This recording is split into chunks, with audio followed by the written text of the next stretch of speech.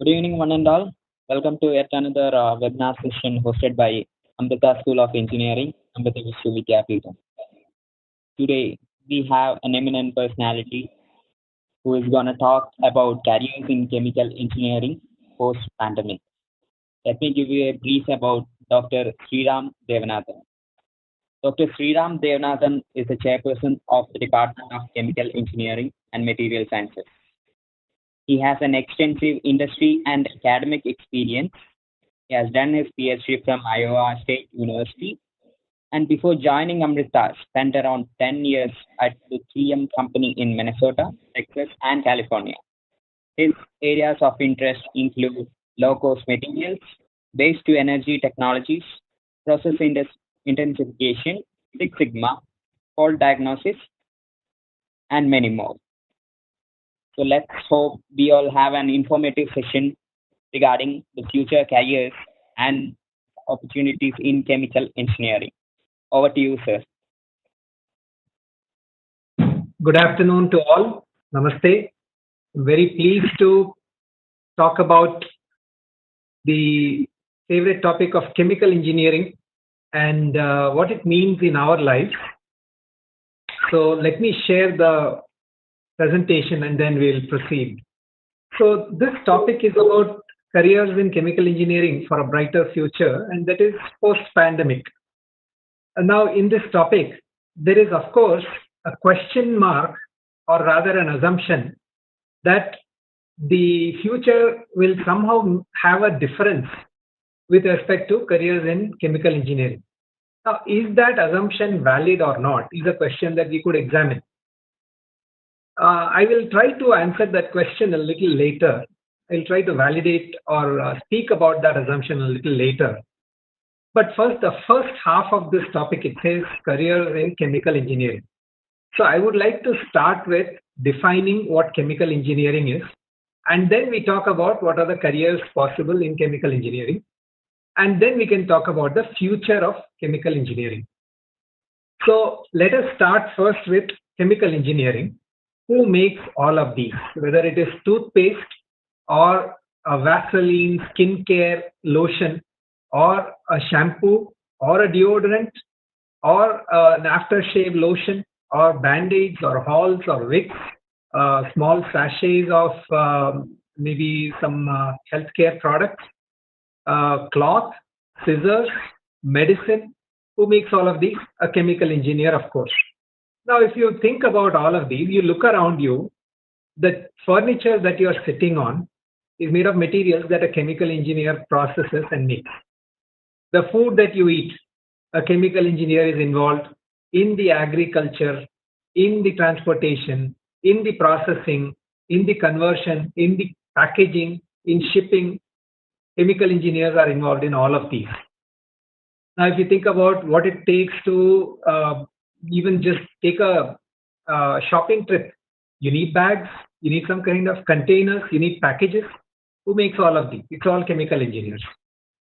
If you think about this, the three basic needs of human beings, food, shelter, and clothing, it's all made by chemical engineers. Now, will these ever go away, whether we have a pandemic or not? Obviously, no, they will not go away. As long as human beings are existing on Earth, you will need food, you will need clothing, you will need shelter. So chemical engineering is here to stay as long as we can imagine the future. So if we proceed a little further, to make all those products, certainly we need certain high-end equipment. So who operates these equipment? Naturally, chemical engineers. So whether it's a heat transfer, heat exchange equipment, or a separation column, or a mixer, all of these are operated and maintained and designed and run by chemical engineers. So there is the creation of the product, there is the processing to make the product, and there is the operation of the equipment, and there is of course the packaging and all that. So everything is managed by chemical engineers. Now all of these are here to stay, certainly. So the dictionary definition of chemical engineering says It is the branch of engineering concerned with the design and operation of industrial chemical plants. Now, for this, I would give a very simple analogy. All of you now have been at home in your respective places for possibly 2 months. And at least now, during these 2 months, you would have had a taste of what cooking involves. Maybe earlier you may not have done, maybe now you have done it because you have been spending a lot more time at home. If you have to think about how maybe a cup of tea is made, then what do? You have to think about what are the ingredients that you need, where do I get them from, how do I mix them up, what equipment do I need, what kind of energy do I need, and what is the recipe for making tea, what kind of containers do I need, and when I finish making the tea, is it ready or do I need to do something else?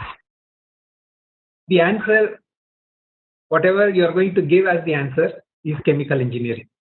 So you need the list of materials. You need the tea powder, you need the sugar, you need the milk, you need the water. Then you come to the equipment, you need a vessel, then you need the energy to heat the water, to heat the milk. And then you need possibly something to mix, like a spoon, that's also part of the equipment. And then you need, when it's very hot, you have to remove it from the stove, you need a pair of tongs, that's equipment. And when it's all done, your product is not ready because it still contains tea leaves, which you will not want to eat when you're drinking tea. So what do? When the product is made, you have to do some separation of the product from the waste. This is chemical engineering. This is exactly what you're going to do in the industry, but you're going to do it at a much larger scale. So now there will be some questions about what is chemical engineering. I find that year after year after year, a lot of students have a confusion. They have two major confusions. The first confusion they say, or an assumption that they make, is that chemical engineering is chemistry. Absolutely not. If chemical engineering is chemistry, why would people call it chemical engineering? They would call it chemistry. Okay, so chemical engineering is different from chemistry. So chemical engineering makes use of chemistry, but chemical engineering is totally different from chemistry. So second one is, people think, oh, I don't really like mathematics. So maybe I can take chemical engineering because chemical engineering is chemistry. First of all, that assumption, as you see, is wrong. Second thing, chemical engineering definitely involves a lot of mathematics. So these two myths today you have to throw out of your mind. They are wrong. Chemical engineering is not chemistry. Chemical engineering definitely involves a lot of mathematics. And so we have to think about how we combine that meaning and define chemical engineering. So we take chemistry out of the lab and into the world. It is no longer simple lab experiment. It involves the huge task of scaling up something that is very, very tiny, maybe a few grams, into several tons of material.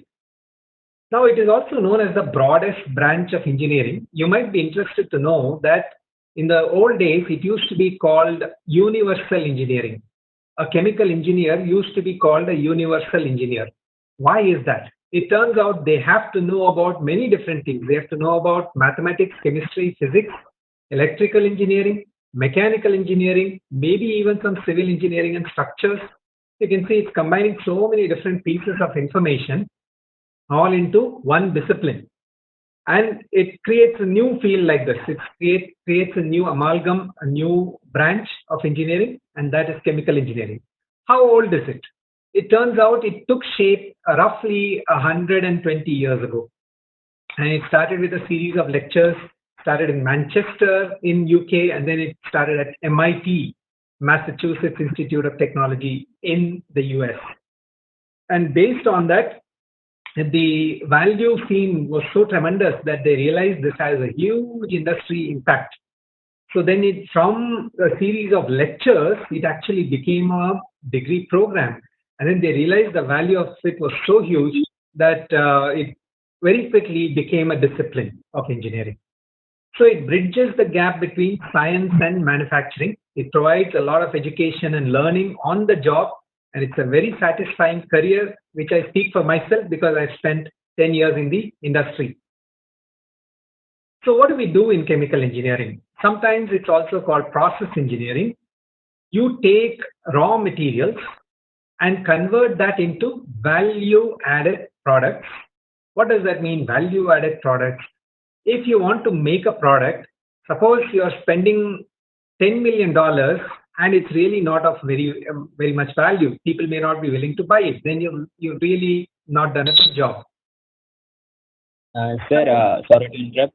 Sir, you can continue with the session. We'll have the question answer at the end of the presentation. Oh, okay, fine. Yeah. And possible the participants can just type their questions in the chat window. That way I can just look at it and start answering. Okay. Yes, yes. There is a separate column for question and answer. They can write their questions. Great. Okay, fine. So back to this. The idea is that we take raw materials, convert it into value-added products.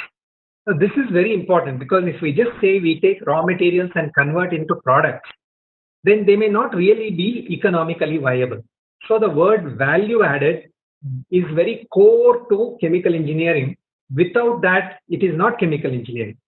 Now, the minute you say value-added products, that means you are bringing in economics into this field. So chemical engineering definitely has economics deeply embedded in it. Without that economic aspect, chemical engineering would not be chemical engineering. It could be constituted as something related to chemistry. So it is not the same. So here it is very important. You can see that our raw materials at the very basic level, you have air, within air you have oxygen and nitrogen in bulk quantities, which can be taken and produced for either for oxygen gas and nitrogen gas, or you can actually use them and transform other materials into oxides, nitrides, etc. And you can make as building blocks. You can make lots of materials. Similarly, you have these raw materials for energy, natural gas, coal, etc. Then you have the minerals with which you can produce products. For example, cement, glass, roofing granules, shingles, all of these you can use minerals. All semiconductors, your starting point is simply sand. And then you have various sources of energy. What you're doing is using your knowledge of chemistry, mathematics, economics, physics, biology, and processing, converting all of these raw materials into finished products, value-added products. But that is not enough. We have to do that, number one, in a safe way, number two, in a cost-effective way, and number three, in an environmentally responsible way. Only then we can say we are chemical engineers. What does a chemical engineer typically, what is the role that they have in the industry? At the highest level, of course, you could have a chief executive officer. For example, the most famous chief executive officer was of General Electric, right? Jack Welch. So he is a chemical engineer. There are many chemical engineers who have made it to the top. So if you think about giant companies like Dow Chemical, BASF, and Bayer, and 3M, and General Motors, automobile companies, a lot of them are chemical engineers. So what are the other roles? You have production engineer, process control engineer, manufacturing engineer, maintenance engineer, environment engineer, development engineer, design engineer, technical service, sales and marketing, quality control, production management. There's even more. This is just a sample. And the next slide actually shows you several more added to that list. It could be an analytical chemist, an energy manager, it could be a mining engineer, which is a very exciting job. And if you ever get a chance, I would encourage you to go inside and see a mine, visit a mine. You'll be amazed at the work involved in extracting minerals from the earth. You have quality area, you have safety, you have design, you have planning and scheduling, you have warehouse, packaging. Now, quality management is different from quality engineering. So the chemical engineer can get into both. Then there is systems engineering. My very first job in the industry was as a senior systems engineer. And then there is the applications engineering, which is a very interesting domain For those of you who may have good interpersonal skills, you'll be serving as a liaison between the production and the customer. So you can take the customer specifications, translate them into what it means in terms of the manufacturing and the production, and you can liaise with the R&D, production, sales, marketing, and the customer. It's a very exciting job. Where do the chemical engineers work? There are so many different sectors within which you could get employed. So there is the chemicals and allied products, there is energy industry, energy sector, food and drink, materials and products, and there is oil and gas. There are other various other industries like pharmaceutical, biotech, cosmetics, healthcare.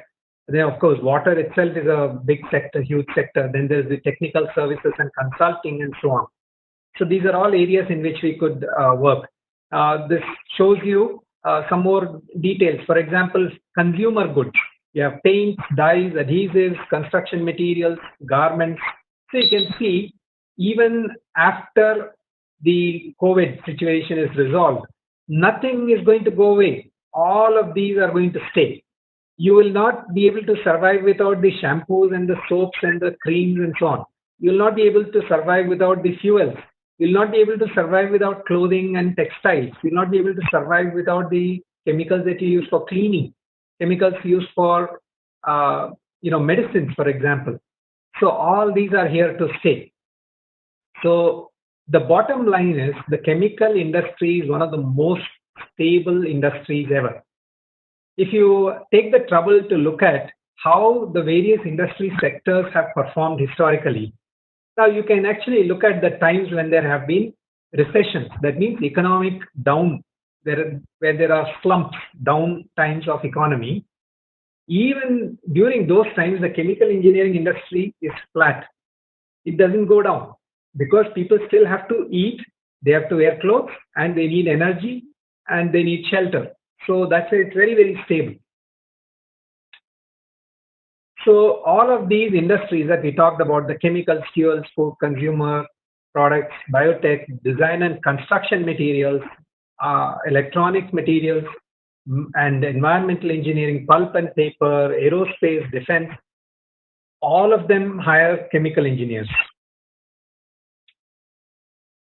And within the chemical engineering roles, you could look at whether people go into engineering, consultancy, and manufacturing. That means after a BTech chemical engineering, what do people do? So it turns out, if you look at this, these are the trends. About 23% people go into higher education, which is one of the biggest chunks. So the other big chunk is finance and management consultancy, like your Goldman Sachs and some of these companies like other investment companies. And then you have oil and petrochemicals, which is about 15%. And then you have another big one, engineering consultancy and manufacturing. And then several other ones. So oil and gas exploration, food and consumer goods, and so on. So you can see these are all the sectors in which chemical engineers get hired. This slide is a slide with some of the big companies. So 3M, which is kind of in the middle of the page, this is where I had spent a bulk of my time when in the US. But all of these companies are really, really good companies, top companies to work for. They're all multinational companies. What do chemical engineering graduates end up doing? I've given you an idea, but those I talked about the industry. But in terms of the concepts, what do chemical engineers end up learning and applying in the industry? So the degree program of chemical engineering involves a set of courses, and those key courses, important courses, are listed in this slide. So you have something like chemical reaction engineering, thermodynamics, organic chemistry, process design and improvement, unit operations, material and energy balances, chemistry, math and physics basics, humanities, basic engineering, process control, environmental engineering, social science communication. So now I want to go back to the comment made earlier that people have some misunderstanding that chemical engineering is chemistry. Now see this whole thing. If chemical engineering were chemistry, then all these courses would be chemistry courses. They are not. So chemical engineering is very different from chemistry. So don't fall into that trap of thinking that the two are the same. They are not at all the same. Second, math, physics, chemistry, even biology, they are all integral to chemical engineering as you get into different domains of application. What are the future challenges? Certainly, we have had a huge wake up call in terms of global warming and all sorts of unsustainable practices. Therefore, the immediate need for chemical engineers is whatever we do in terms of manufacturing, we have to do it in a responsible manner. So that means we must focus on sustainable manufacturing, green manufacturing. Always we have to think about how do I reduce the energy consumption? How do I have biodegradable materials? How do I make sure I'm consuming less energy and I'm consuming renewable energy, not fossil fuels? How do I ensure that? How do I ensure safety of all the people concerned, not just now, but for future generations as well? How do I minimize the infrastructure? Here I'll give an example when we think about the energy and the infrastructure, etc. If you think about, your, let's say you are boiling a milk. Now what do? You have your gas stove and you place a vessel and then you pour the milk into the vessel. And what happens? You are actually intending to heat the milk because you want to boil the milk. But what are you heating? You are heating the vessel and the vessel is heating the milk. So unnecessarily you are heating this vessel, the metal container, whereas you actually want to heat the milk. Similarly, you are doing the same for all the food. But think about another technology, which is microwave. What happens? You have the Tupperware, the plastic container, and inside that you have the food, whatever you want to heat. The microwaves come, they are passed through the plastic. The plastic does not absorb the microwave. Only the food absorbs the microwave, and when it absorbs, it gets converted into thermal energy, heat energy. So the food gets heated up. So you can see there in that it's a little more efficient.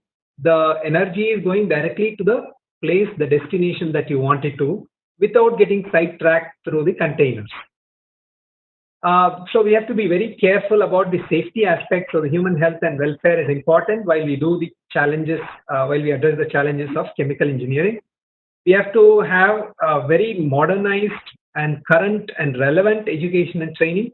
And then, of course, we have to understand that there's a lot of mobility across different countries. And so we have a global economy. We don't have just a local economy. We have a combination of local and global. And therefore, a chemical engineer must understand the economic aspects if they have to really contribute in this sector. Now, to present a picture of how chemical engineers do, I have actually first taken, I'll show you the Indian scenario as well, but first it's the American scenario, the US scenario. The median salary, which is showing a trend from 1998 up to 2017. This is the information that we had recently. And you can see there's a steady growth. And by now, the median salary of chemical engineers has crossed over $120,000 per annum, which is tremendous. And we can also note that there are chartered versus non-chartered chemical engineers. That means some may be based on permanent employment versus contract. So there are actually lots of reasons why in the US they would prefer people to be on contract basis, because they don't have to pay them medical insurance and all that. They say you find your own insurance. But from the citizen's point of view, they would rather have the medical insurance. They go for permanent positions rather than contract. A lot of these things happen in India as well. Now, I want to also talk about one aspect which is very important. In all the disciplines of engineering, I'm sure the question will be asked whether there is any gender bias. Because this is an unfortunate situation across the world. In many fields, there is a gender bias. Now, even in India, it is there. In many fields, it is there. What I'm presenting here is for the US, that the gender gap seems to be getting closed. In some cases, you can see there is a significant difference. But by the time you get to the top and you are towards the end of the career, there is not much difference between the median salary for men and women. and the starting salary is also not that different. In India, as such, there is not much difference there is no difference in the salary, but of course, the number of women in chemical engineering roles versus number of men in chemical engineering roles, certainly there is a difference. There is a big gap. So this reflects that students might have to think a little bit about what are the roles that they would do well in. And so, for example, technical services would be something that would be considered very good for both men and women in that sense. So I think these gaps are all changing in the industry, and I think in the future, post-COVID, post-pandemic, I think these are all going to go away fairly soon because the world has woken up to the problems in its wrong thinking. So in India, the salary ranges from anywhere from 2 lakhs to 12 lakhs. This comes from Naukri. So you might be wondering why something so low. The answer actually depends on this. How well have you done in your UG? If you have not done well, if you have not performed well, naturally the company will not have enough confidence.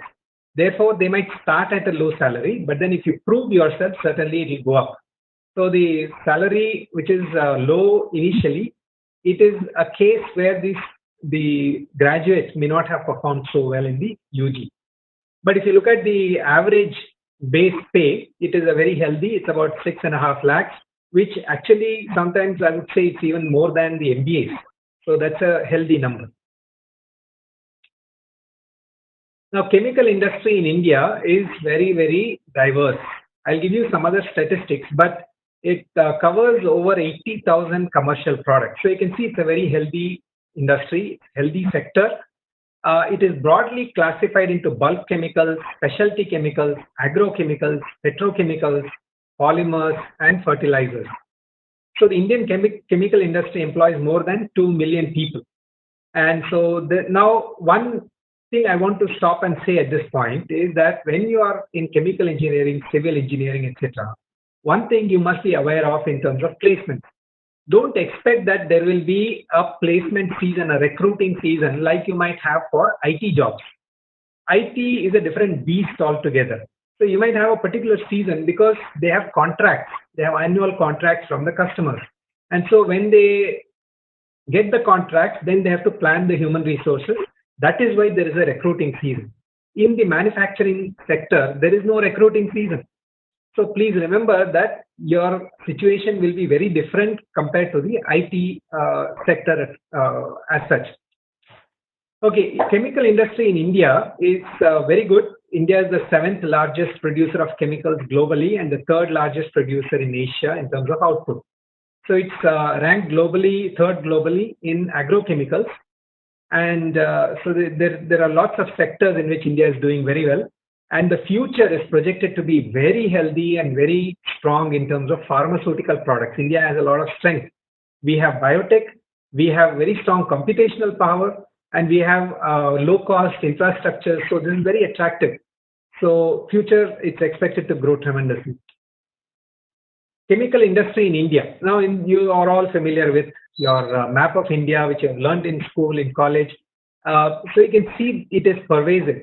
Chemical industry pervades across the entire country. Okay. So there are, of course, certain areas which are very, very strong, like the Gujarat area, which is known to be heavily industrialized, certain parts of Maharashtra. So these are all known.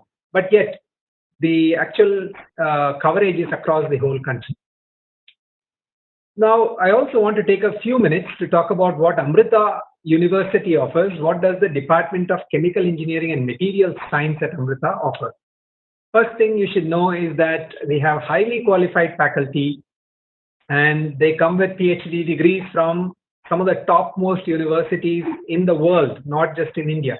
University of Florida, Iowa State University, Technical University in Eindhoven, the Netherlands, University of Houston, again in the US, Florida Tech in the US, IIT Bombay, IISc, and so on. In terms of quality research, we've done really well. There are over 200 high quality publications and over 16 crore rupees in funding. And through that, a lot of really good facilities have been set up. We have very good industry consultancy, and then there is government recognition, which I'll show you a little bit later in terms of the government recognition also of the department. We have good facilities, state-of-the-art facilities. There are 9 research labs and very good state-of-the-art advanced materials testing and characterization lab, where we have some top equipment like the scanning electron microscopy, gas chromatography, mass spectroscopy, and so on. We have global best practices in pedagogy. Our board of studies, which designs the curriculum, consists of people, eminent people from the academics and the industry as well. It is compulsory for us to have that so that we get the best of the inputs. And we also have feedback from the alumni. We have feedback from foreign faculty as well, from some of the best universities. And we take all that when we design the curriculum. We have excellent international collaborations. And this is also reflected in the fact that every year a significant portion of our students go abroad for their higher studies. And some of them actually go for their, they do their final year projects, either in the top eminent institutions in India or abroad. So this happens year after year. It's a very common thing. We also have the provision for doing student exchange formally. We have the provision for dual degree programs. We have the provision for 3+2, which is doing a UG here in India and a 2-year degree, or a 4+1 degree, master's degree in the US, for example. These are all things that are reflective of the world-class status of Amrita University. We have a very good lab facilities for the chemical engineering labs. These are all the undergraduate teaching labs. And then the research facilities, the advanced characterization facilities that I mentioned. And then we have 9 different research labs. The list is shown here. Now, I wanted to mention also that we have a very huge humanitarian focus in our work. Whatever we do in terms of research, it has to have an immediate social impact. So some examples of that are given. So one is in a tribal area in Kerala, in Wayanad, Kerala. The tribals, they lost access to firewood following the Indian Forestry Act. They used to use firewood in order to extract oil from the lemongrass. And because they don't have firewood, they don't have a source of energy. Therefore, they actually lost the income generation opportunity. So we have installed solar heating, and based on that, distillation facilities available for extracting the oil from the lemongrass. Along with that, we also train them on the economic aspects, the marketing aspects, and so on. Second one is this shows our students at a tech fair in the Confederation of Indian Industries in Coimbatore, the plastic waste being processed into fuel by pyrolytic gasification. And so it, again, a green focus, environmentally friendly focus. And then we have another one where we take banana fibers, and they have excellent absorbent properties, and those have been used to make sanitary pads. So this has been productized. You can see the name here, Sauthyam, as well. Now, in terms of where our students have gone after the degree, so these are some of the core placements and the IT placements and some other placements. So you can see the industries. So it involves a mix of many different types of industries in terms of the chemicals.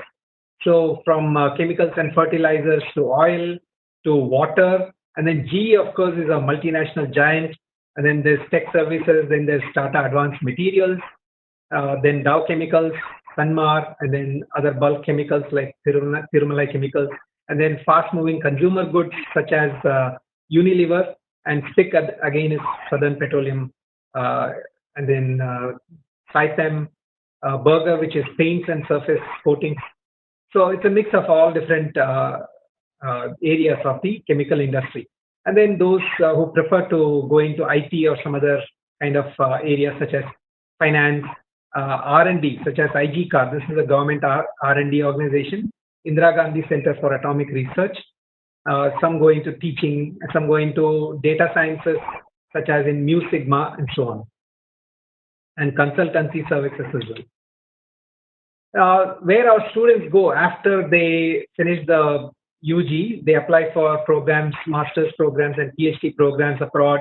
So you have some of the top universities within North America, like University of Wisconsin, Madison, University of Florida, Maryland, Carnegie Mellon, Texas, Austin, Columbia, Arizona State, and so on. And then there is Europe, some of the big universities, and then Asia, which is National University of Singapore, and then there's Australia, University of Melbourne. There's also University of New South Wales, and then within India, some of the top institutions here. And every year, our students go for internships all across the country. And this is a huge list. I have 2-3 slides on this based on the industry sector. So petrochemicals is a bunch of companies, steel, paper, coal, paint. Then you have pharmaceuticals.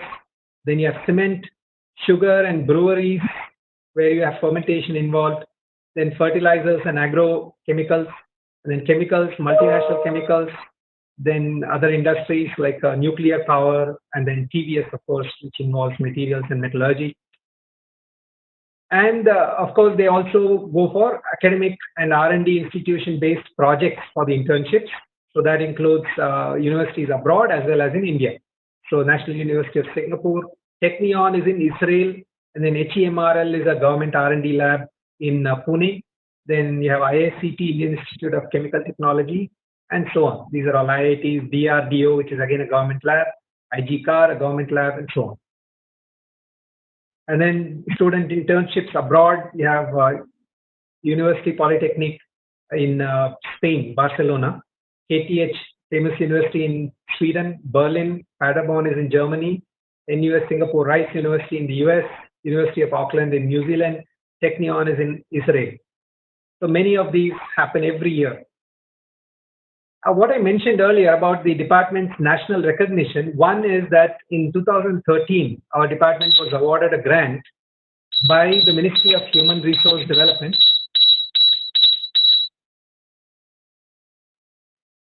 Our department was awarded a grant by the Ministry of Human Resource Development, MHRD. And this, we have established a Center of Excellence in Advanced Materials and Green Technologies. At that time, it was just 1 out of 16 such grants in the whole country. And then the other one is the DST FIST, through which we received a substantial amount for purchase of a field emission scanning electron microscopy facility as part of our advanced characterization facility. So these are the highlights of what you might get if you pursue chemical engineering at Amrita. And I hope I've also shared a glimpse of the chemical engineering world across the whole globe. And also, I hope I've given you a sense of assurance that chemical engineering is here to stay. It is not going away anytime soon. As I mentioned, regardless of the pandemic, even during the pandemic, and of course after the pandemic, we are still going to need all the materials for food, clothing, shelter, etc. So it is here to stay. It is one of the most stable industries ever. So thank you for your attention, and now we can start tackling the questions.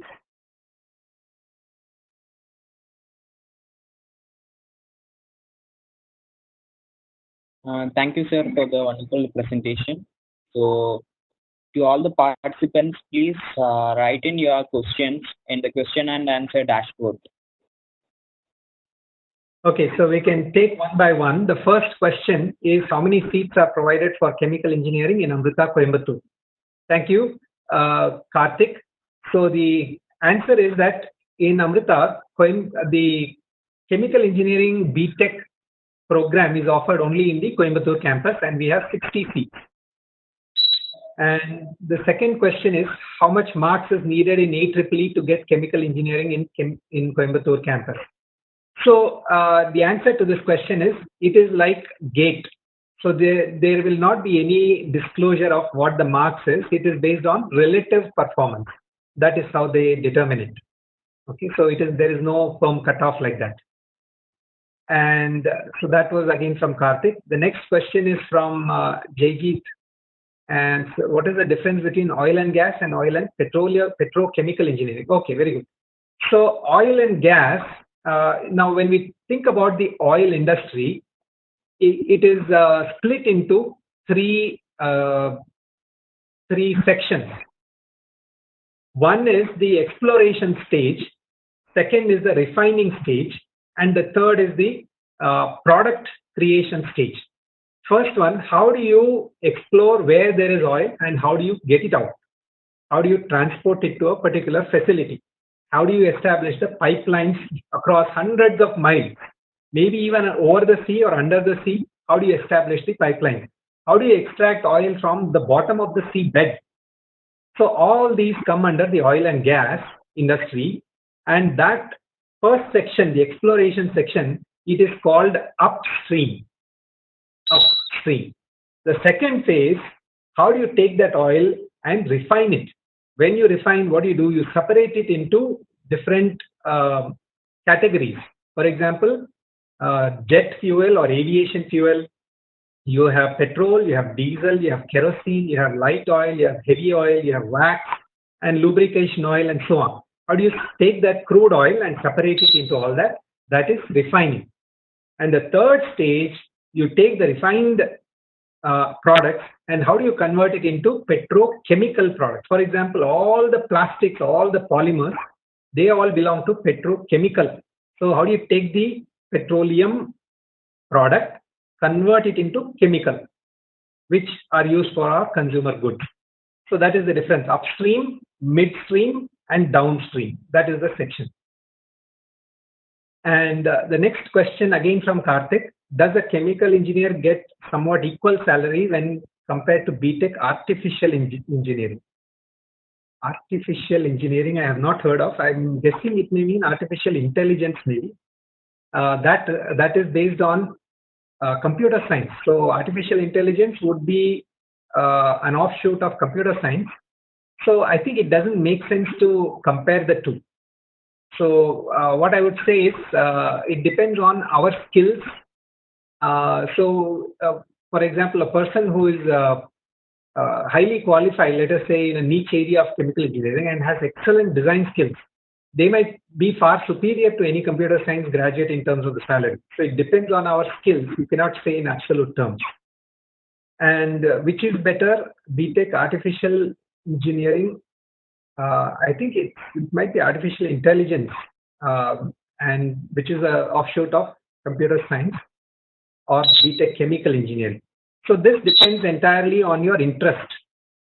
So I would say again, think about what excites you, what you have a passion for and an interest for, that even if you spend 20 years, you will not get bored with it.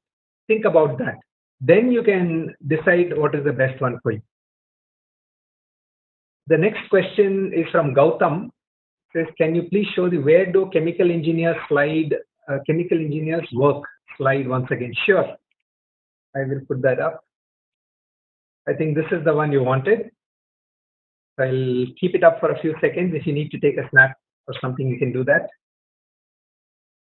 We can send them the presentation by the end, Sure. along with the recorded video. Okay, no problem.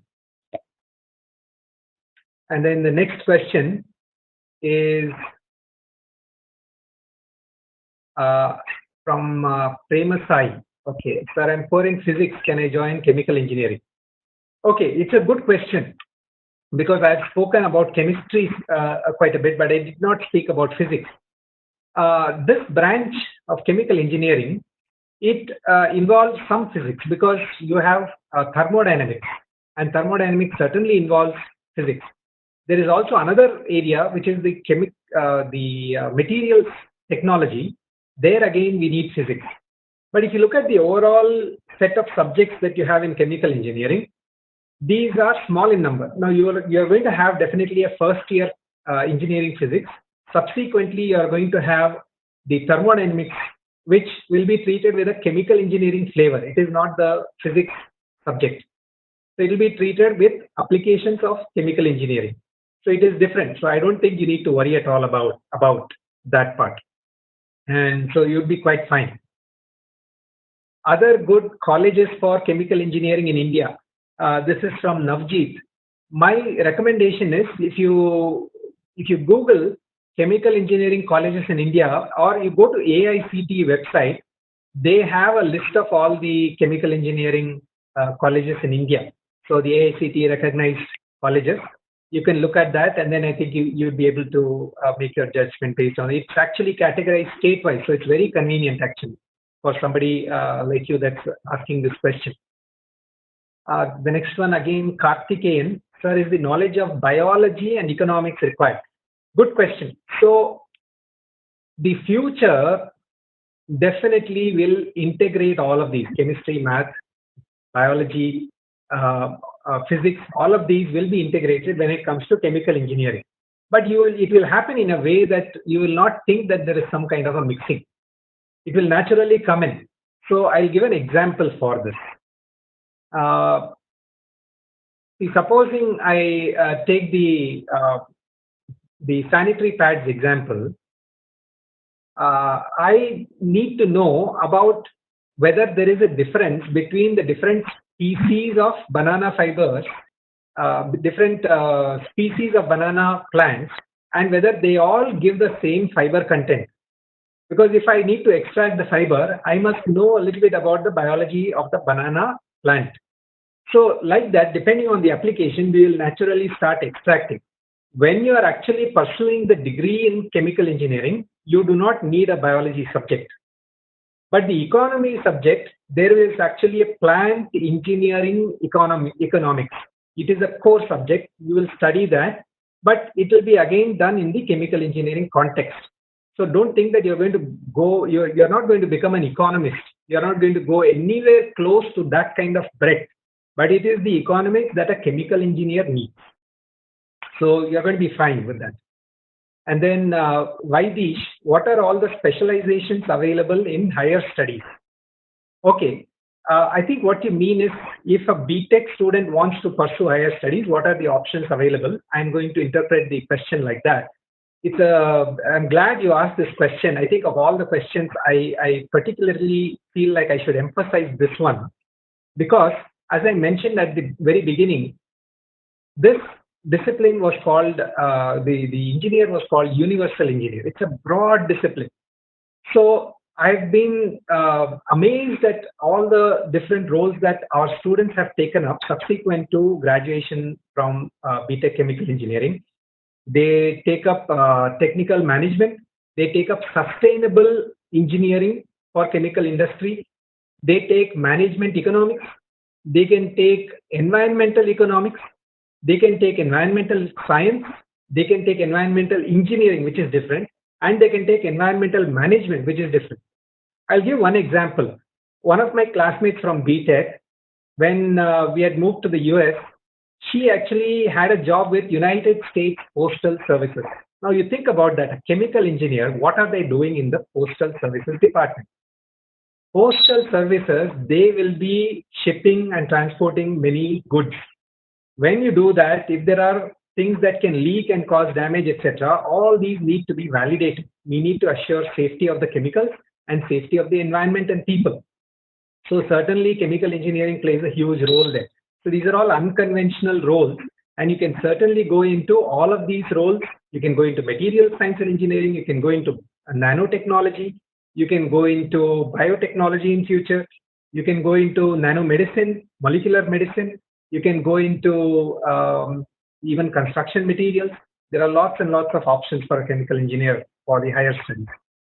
What about fees in Amrita? I would suggest you look at the website because all the information is given there. That is from Famous. And the next one, what is the aspect of chemical engineering in DRDO? Okay, good. All the government R&D, they have always very customized requirements. See, suppose you are developing missiles. What are the materials you need? What are the chemicals you need in order to make a missile? They will be focusing on the development. Now, if they have to import materials or import the entire missile, first of all, there is a lot of politics involved over there. You have to have friendly relationships with the other country from which you are taking all this. They should have the assurance that you won't fire it back at them. There are lots of political considerations. So, a country which is very strong and developing at the rate that India is developing, we always need to go for indigenization. Therefore, DRDO, IGCAR, HEMRL, all these government labs, BARC, etc., they are under constant pressure to do the indigenization because it reduces the cost, it improves the security, and it offers greater employment for our own people. So DRDO, whether it is in materials, chemicals development, device development, energy optimization, replacement of non-renewable energy with renewable energy, all these aspects like solar energy, all these DRDO is working on. Does Amrita offer any dual degree? Yes, Amrita definitely offers. This is from Duty. We do offer, and there are programs which are dual degree with universities in the US and with universities in Europe as well. So typically this would be a 3+2 or a 4+1, where you might find students spending 3 years in Amrita and 2 years abroad, or 4 years in Amrita and 1 year abroad. So these degrees are definitely available. Is the registration complete for Coimbatore campus? This question I do not know. I think No. Yes, the participants can register for Amrita BTech program till June end. Thank you, Vihat. The next question from Sidhu Ganesh is chemical engineering easy compared to other courses? The answer is definitely not. So this again, you have to think about this. If something were easy, why would we have a 4-year course?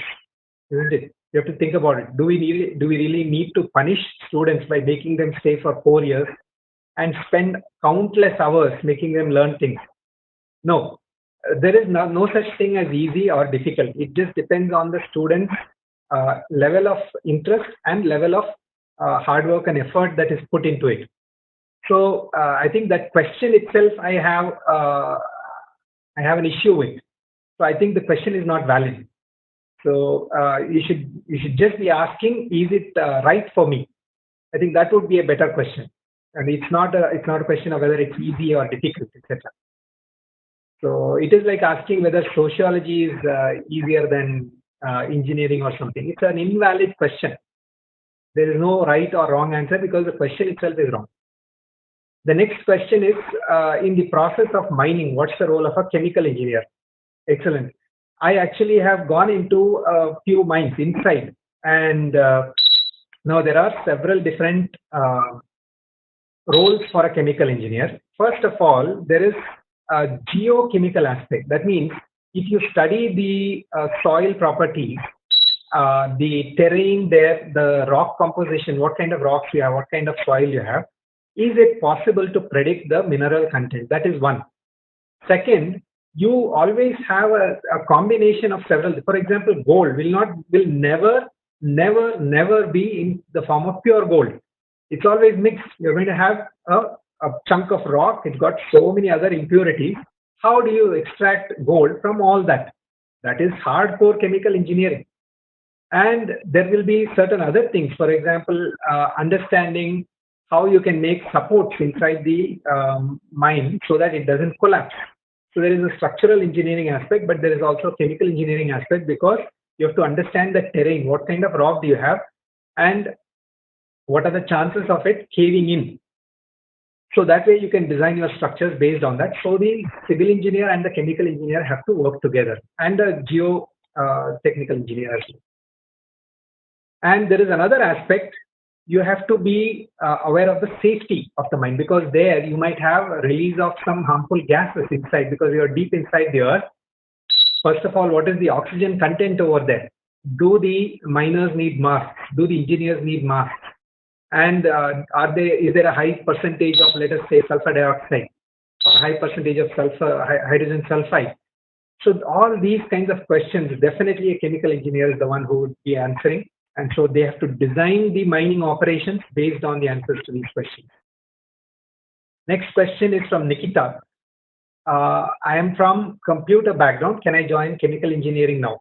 Actually, I'm not sure if I understand the question right. I'm guessing that what you're saying is that during your +2, you had computer science perhaps. And the answer is yes, you can definitely join. That is not a deterrent at all. Whether you have computers or mathematics, biology, it doesn't matter. You can certainly join chemical engineering. And the next one is there any difference between chemical engineering and biochemical engineering? Yes. Ajmal, good question. But the question itself has a clue for the answer. The biochemical engineering has the word bio, so there is a lot more focus. So, for example, where do you have biochemical engineering? A common example is in all the food and drink beverages. You have, for example, when you make beer, when you make any kind of alcohol product, fermentation is involved. If there is fermentation, then you know that microorganisms are involved. So then it becomes a biochemical engineering, where you have a combination of life forms in the form of microorganisms and the chemical engineering. They have different time scales because you cannot tell a bacteria that you have to grow 10 times within the next 10 seconds. They will have their own plan, right? So you have to give them food and shelter, and then wait while they grow, right? So they have to do their job. So you have to understand that there is a difference in the time scales between the chemical world and the biochemical world. And so biochemical engineering also involves principles of chemical engineering. So it's an offshoot of chemical engineering. It involves the principles of chemical engineering. So there will be a lot of overlap for sure. But their focus on the applications will be more for the bio industry, bio-based industry. Next, again from Diti, is B chem hazardous to our life, like when we are exposed to many chemicals during course of studies? Okay, your concern is valid. So for a chemical engineer, safety is of paramount importance. One of the first things we teach students is about laboratory safety. So in a lab, so for example, if there is a chemical that you should not be ingesting, certainly you cannot be using a mouth pipette in order to suck it. So there has to be a lot of precautions. So all these things we teach. So this is something that all of us take seriously, because a student is here for 4 years. I am here all my life, right? I'll be here, I'll be exposed. So we take all the right precautions because we have the industry expertise, we have the understanding of material safety, and there are material safety data sheets available for every chemical. It tells us what precautions are needed, what will be the harm if it touches your skin or eyes, etc. So these things are very, very routine. So it is not as you think, it is not a huge risk like that. So all these are very, very routine, they're very normal. We take all the right precautions for that. So in my mind, there is no serious risk there. And next one is from Devashish. In the process of mining, what's the role of a chemical engineer? I think I've answered that already. Okay, next one. Jayjeet. So what is the job prospectus in chemical engineering in Amrita in Coimbatore campus? So I have answered that also. We have a combination of the chemical engineering core companies plus IT plus consultancy plus higher education plus government R&D, etc. So we have a combination. Once again, I think our team will share the slides so we can see the list of companies, etc. Let's take one last question due to time constraints. Okay. Okay, I think I'm going to pick this one from Anirudh. Hi, sir. My question to you is, what are the skills that a chemical engineer has to acquire during the course of his or her UG to be industrially valuable and on demand? I'm very, very happy with this question. I think you should be asking this question not just for chemical engineering, but for any degree that you might pursue now or in future. Because you should also think about the fact that when you're looking for a job, you are asking someone to pay you, let us say, 8 lakhs per annum. For what? Right? That will be the question. The company will not pay you unless there is a real value, a real return on investment. So that's the question that is being asked here. So for a chemical engineer, there is a combination of several things. Now, one thing you will find is that all your life, maybe you've been told marks are very important, marks are very important. Yes, marks are a reflection of the fact that you've been willing to work hard and put in the right kind of effort during your college years or school years. But in the industry, they look for something well beyond the marks. So your CGPA is not the sole determinant of whether you get a job or not. So one of the things that they look for is the interpersonal skills. So for example, in a plant environment, in a manufacturing environment, you might have to talk to your manager, to your colleagues, other engineers, to the operators, to the person who is planning and scheduling, to a marketing person, to a sales person, to a warehouse person, and to a packaging engineer, to a shipping engineer, somebody who is in charge of storage and transportation. So there's all these different people, and they all have very different backgrounds. So you have to be able to get along with all of them. That kind of interpersonal skills would be very important in a manufacturing job. Second, communication skills. Whatever be the job, you'll have to prepare reports. That is very important. So you have to know how to prepare documents, professional reports. And so good oral and written communication skills would be a must. Then analytical skills. You have to understand how the business is doing, whether, I have so many different orders that our customers have placed. How long will it take for me to manufacture all those batches and deliver on time to the customers? So I need my business analysis kind of skills. I need aptitude in that sense. So all of these kinds of skills, including analytical skills, which is business analysis, data analysis, statistics. I need the communication skills, oral and written communication skills. I need attention to detail, which is very important. Attention to detail is something that we have to really, really foster. So combination of the fundamental knowledge of the core engineering and general engineering, and then all these other aspects that they all have to be integrated. The nice thing is within Amrita, all this is designed into the curriculum. So we have a corporate and industry relations. They offer over 200 plus hours of training with all these different dimensions of the communication, aptitude, analysis, etc. So it's built into the curriculum. So I think we have a constraint on the time. You've been a wonderful, wonderful audience. I'm so sorry that we have to cut short, but you've been a wonderful audience. Thank you for making it so interactive.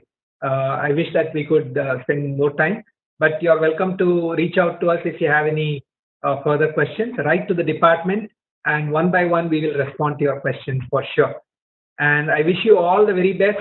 Take care. Please be safe. Have a wonderful evening. Thank you. Thanks a lot, sir. And thank you all the participants for attending the webinar. We are coming up with few more webinars in the coming weeks. Please visit amrita.edu/webinars for more information. Thank you. Thank you. Namaste.